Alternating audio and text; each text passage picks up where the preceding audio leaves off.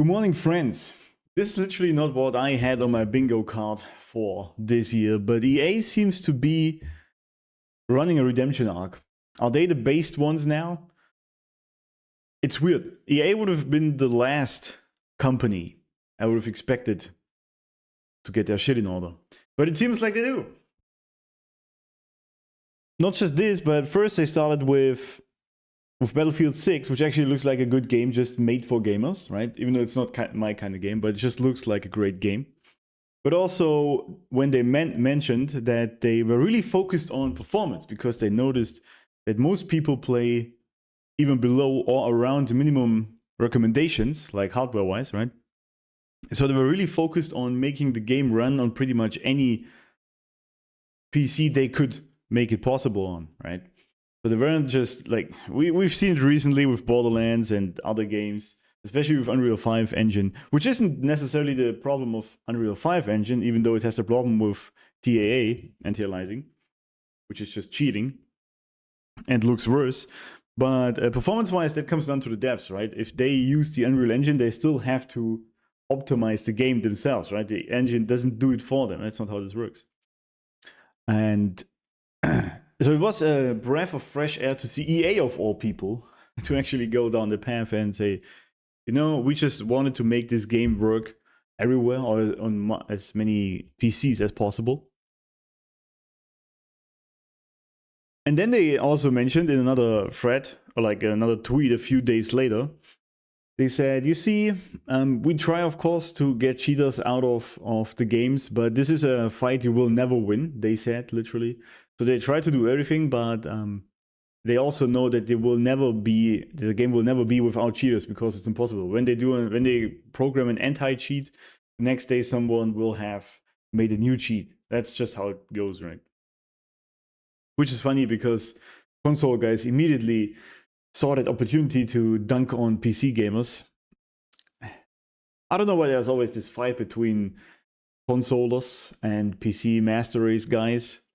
Just enjoy your games, man, on whatever platform you want to play. I don't like console very much. I do play some racing games on it, but I'm mostly a PC gamer. It doesn't mean I hate everyone who plays on console. I do think though that crossplay is actually kind of stupid. Because especially in shooters with a mouse and keyboard, you have a huge advantage over people playing a shooter with controller.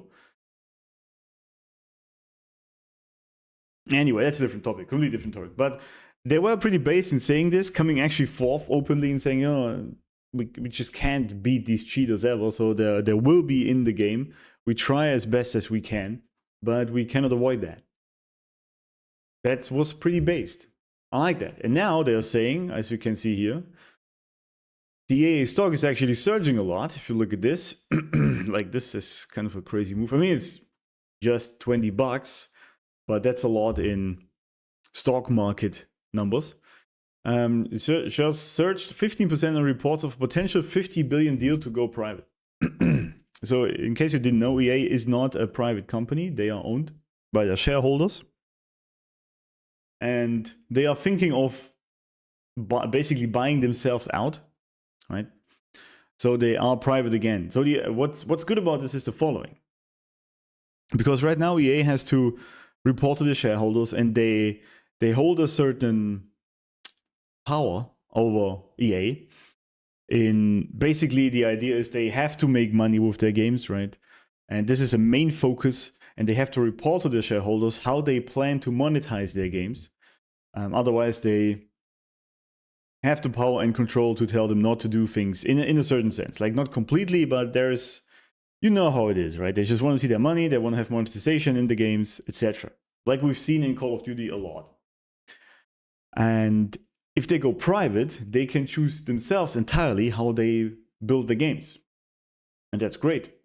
Now, of course, they still need to make money. And if they spend $15 billion on buying themselves out, obviously that's a huge debt they have to pay off. So I'm not saying that there won't be any monetization in the games going forward, but it is still a great move in the right direction because it means they are actually more focused on the games than they are on just pleasing their shareholders.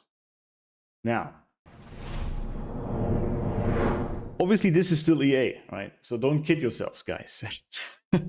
I'm not saying that this is now suddenly the best company there is. And I still believe that they are probably too big to make, I can't say make good games because Battlefield 6 looks good, but the indie studios are coming forth strongly for that very reason, because big companies are just bloated, right? And they're dealing with that or those issues over just making great games. So don't fool yourself, right? They might still, it doesn't necessarily mean that EA is now the best company all of a sudden. But there is a trend emerging recently where some companies have noticed what gamers actually want, probably because they've been losing so much money over the last decades. Just, how do I phrase this?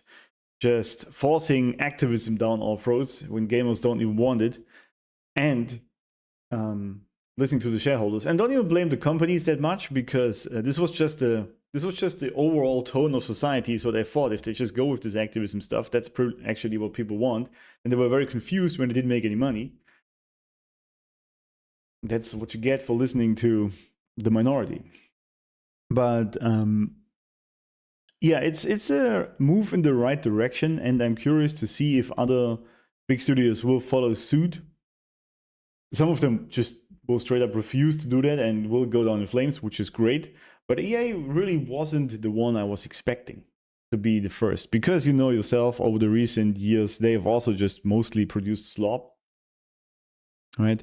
Basically just bringing up a new iteration of their existing franchises every year, so to milk money out of people. They do this a lot with their sports games, and the reasoning is, well, the seasons, they have new players in the soccer or whatever, NFL and whatnot, so they have to be updated with this, but the game isn't actually anything new, it just has the new players, but they still charge the full price for it, which is just crazy to me. There could just be a DLC or something that updates the players, if we're being honest, but of course you want to make money.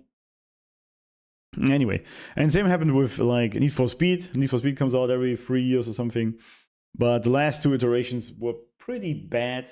Payback was, in my eyes, the best last one. So